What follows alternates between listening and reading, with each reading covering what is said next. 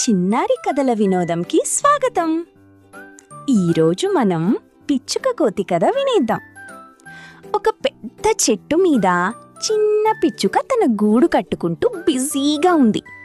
రోజంతా ఎగిరి ఎగిరి చిన్న చిన్న కడ్డీలు తెచ్చి ప్రేమగా తన గూడు తయారు చేస్తోంది.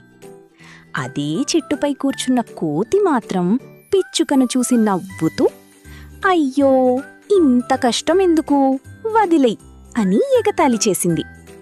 కాని పిచ్చుక మాత్రం నవ్వుతూ తన పనిని కొనసాగిస్తుంది.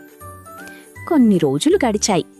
పిచ్చుక గూడు అందంగా బలంగా తయారైంది. ఒకరోజు ఆకాశం అకస్మాత్తుగా మబ్బులతో నిండిపోయింది. గాలి బలంగా వీచింది. వాన మొదలైంది.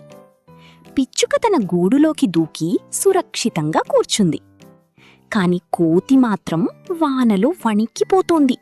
చలితో చిరాకుపడి కోపంతో చెట్టెక్కి కూర్చుంది. కోతి, నువ్వు కష్టం చేసి గూడు కట్టుంటే ఇప్పుడు ఇంత ఇబ్బంది పడాల్సి రాదే అని పిచ్చుక చెప్పింది.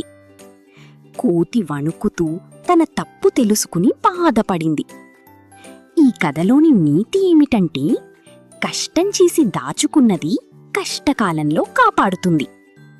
మళ్ళీ ఒక మంచి కథతో కలుద్దాం. బాయ్.